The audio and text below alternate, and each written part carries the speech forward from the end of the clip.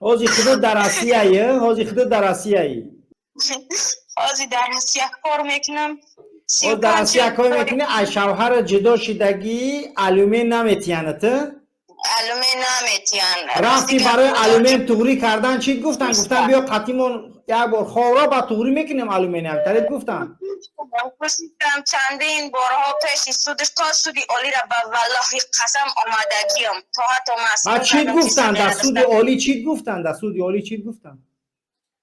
سودی اولی آمدم یک تشمتری پیش همون سودیا در آورده که مقصدش او دیدم که دیگه شدن گرفته زنگ میزد مهربانی میکرد ای بری هم گذاشتم سودی دیگه در رفتم گشت گفت که بیام یا شوتر گشت زده مهمان نگیرم اوزه کارو تالای مجبور شده به خاطر چی پرکاتورش همه جاش به خدا قسم شکایت کردم. وقتی که من میگم که شما در آسیا میگرده زنایی که طلاقشون میکنه انم تری میکنن زناتون هم میمونن یا پرابلم انمی تره سود رفتی زن ترایی کردی بگجای اگر تو گفتیش که زن تبرک کار بود کس نشید تو سودیا قطیش خواه نروه زنت کارش بود نیست بعد من شما را مرخ تون نگم چی تون بگم اخی چی بگم تون شما را مرخ نباشه زنی ملت خواهر ملت اکش زندان کن خودشم میگن که بیا قطیما خواه یا پدنالتی دیگه طلاقش کرده است حاملش کرده است کودک داشت کودک خشن نگاه نمیکنه برای اینکه ای او بدبخت طول بگیره این زنک این مادر بیچاره